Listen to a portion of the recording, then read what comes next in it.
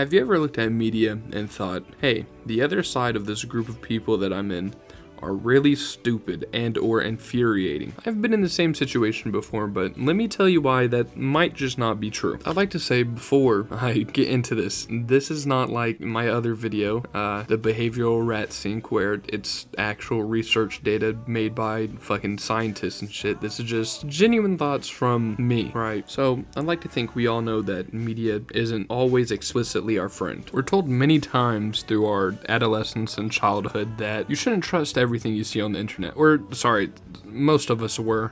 Older generations didn't really have the internet, but you know what I mean. Where you're told to fact check your site sources, don't use fucking Wikipedia, stuff of that nature, but no one's really warned about the dangers of mainstream media. Well, I mean, they have, but not in the way I am. Mostly they tell you, hey man, listen here, this side's better than the other side. I'm gonna tell you why. It's because I think this way, they don't think the same way as me. The other side's only gonna ever lie about me and tell fallacies that aren't true. I'm gonna sue them for libel. Which, I'll give them that. There might be some lying that's going on. Actually, without a doubt, there's a lot of lying going on in mainstream media, but the thing that I'm really going to be precautioning people on today is the disproportionate amount of stupids and, I guess, like, just terrible people you see on the internet. What I mean by this is, if you've been on the internet recently, right, recently opened it and went to the news, I don't care what news website, you'll see something, Israel versus Palestine. I know this is a very unorthodox topic to talk about, but whenever it's on your media for so long, it's hard not to draw similes. As I was saying, if you look at any media, you can see one side doing horrible things and the other side doing horrible things, and it just seems like there's no way to, one side's doing something bad, the other side's doing something horrible. You don't want to be on either side, and that's a horrible rock and a hard place, metaphor, whatever that is, to be stuck in. Right? Just no good decisions either way. And I'm not saying that both sides are bad. I'm just saying both sides have done bad things. And that is very evident to us if you just look at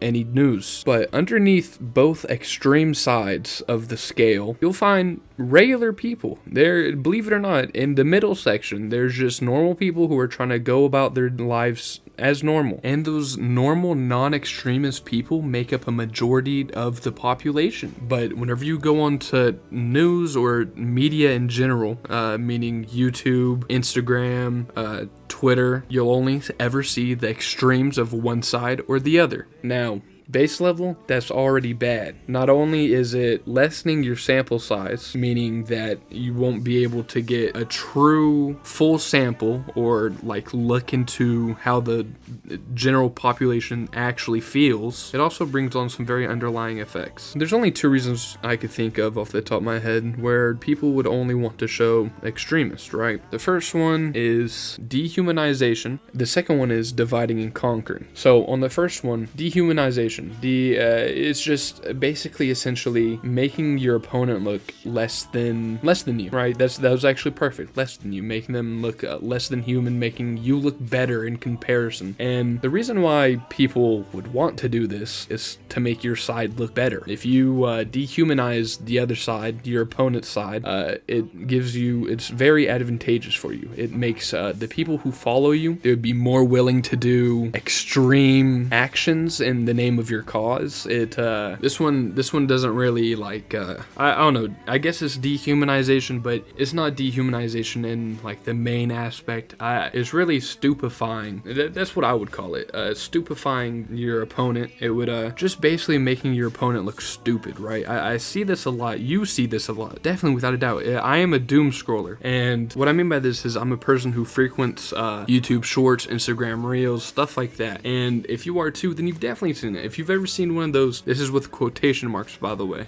Chad interviewers just interviewing someone, and it's just the person they're interviewing, they just seem stupid as shit, and it infuriates you. There's no other way to say it. It seems like the interviewer, the person interviewing this stupid person, cherry-picked this person, so then they would not be able to wholeheartedly represent their side. right? It's very dishonest and ingenuine. There's no way I could prove anyone's ever done this before, but we know this has happened. You could literally just go to shorts right now and scroll until you see one. You will understand what I mean. Reason number 2 people would do this is to divide and conquer. It's one of the most well-known tactics of warfare, right? That's very cringe, but it's also very true. It's very well known that you would much rather 20 small opponents than one big opponent, especially in a situation like this where the small opponents would be going up against each other, right? That's us. We're the 2 small ones instead of one big one, and we're currently going up against each other, making each other weaker, so we can't go up against whatever's controlling us. I'm not saying that anything is controlling us, but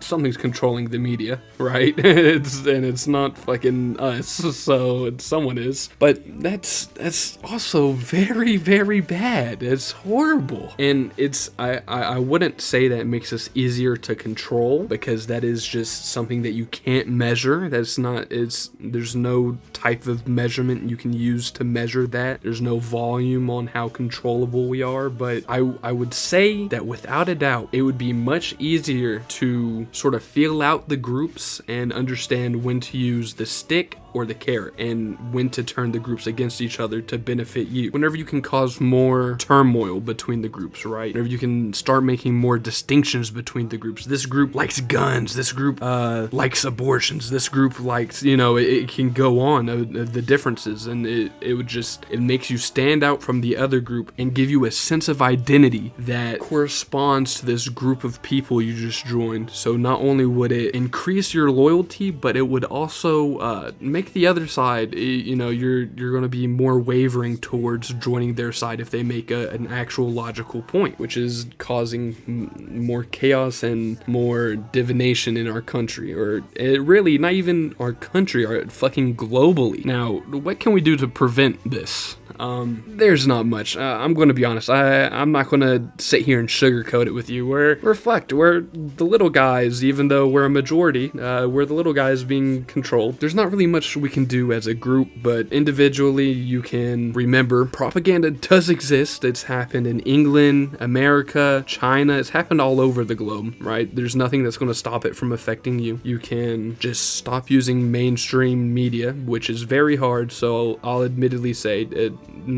you don't want to do that, but if you do want to do that, I would recommend going to smaller media first, more reputable, less biased. I know there's a website for that. I really don't know what it is, but look it up. It's the internet. Third thing we can do, overthrow the media, but that's years down the road, man, honestly. Dude, no point even thinking about that. Honestly, I'd rather sit back, fucking chill out, enjoy what's gonna happen, fucking popcorn while I watch World War III. I don't know. I'll be honest, I was just rambling for this video. Hopefully it turns out good. Probably won't. If you see any inaccuracies or you want to point out anything, I'm very open-minded. Just go to the comments and let me know. I'll be pretty understanding, and maybe I'll listen to your point of view. Bye.